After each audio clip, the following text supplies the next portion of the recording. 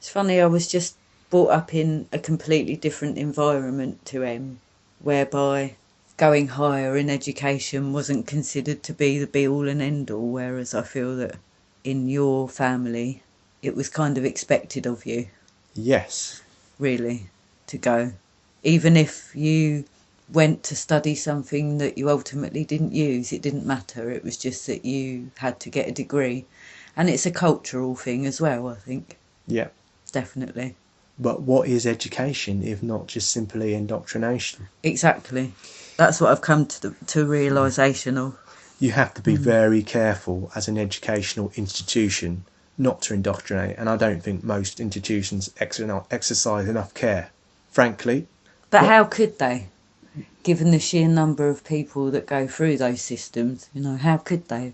I mean, because the mistake that they make is to, and it's not a mistake at all levels, by the way. I see my own daughters who are young in educational institutions, and they do have a different approach to children, and it is much more a type of approach that I'd like to see in older children. I mean, all the way through, basically. And this approach is less, this is how it is, and more, well, let's explore.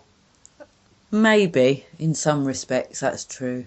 I've got to be honest though, I feel that the school institution that the oldest one goes to is a bit like this is how it is, and there's definitely a hierarchy of. Yes. The new school is more rigid than the Yeah, previous school. like they tend to take the obviously brighter students and place them above the others. And I'm against that because I think that every person should be shown their own value and self-worth. And I know that the schools I went to, it was the same sort of thing all the way through. It was definitely a hierarchy. Yeah. And But that added to my low self-esteem, I think, because I was never... it's a vicious cycle. It's like I was bright, but I wasn't the brightest. And that's drummed into you, and you end up... It's kind of a conditioning that's placed on you, and you end up just it being your identity somehow. And I think the only school that wasn't like that for me was the middle school. That was very much more open-minded. But the secondary school especially, that was just completely hierarchy. well, Madness. all these nice ways of educating, if we want to call them that, probably come from the study of how people learn by psychologists and other people. So it's really it's really nice to see some of that information being put back into the system, even though it doesn't seem to impact all parts, and we still have this kind of Victorian hangover. I think it is... I mean, it's definitely improved since we were at school, I think. And it's improved since our parents are at Yeah, school. yeah. So it's going in the right direction, but it's not there yet. There are still things that I pick up on.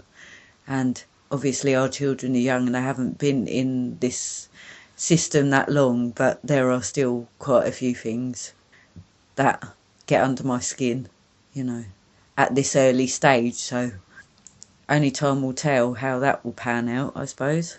But there's hope, I think. It's definitely going in the right way. Well, let's call our oldest daughter R1. R1 and R2. Yeah. So R1 is I do philosophy with her every evening. We started to do philosophy, which is just really talking about questions and trying to answer questions, what we think. And so I do attempt to sort of counteract the institutionalization as much as I can. And I think she has the idea that, only me and her can talk about it, but I've told her several times that she can talk about it with V as well.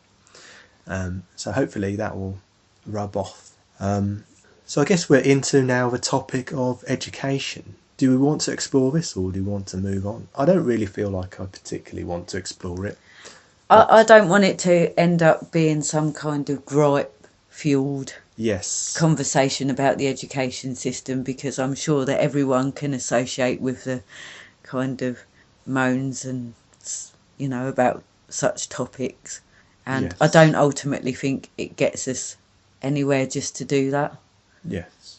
I agree. So So we won't we go into can that move on. topic. We can move on. I would just like to say any kind of system is always going to fall short, and that what we are is living beings, and we don't tend to follow exact systems, and therefore the more you try to systemize something, the further you get away from something natural, and therefore, as you'd expect, when you say education system, because it's got the word system on the end, Yes, but it's I kind it's of gone a bit think like wrong. there are so many people, so many pupils going through that.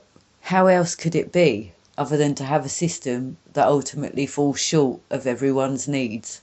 It would take something, wouldn't it?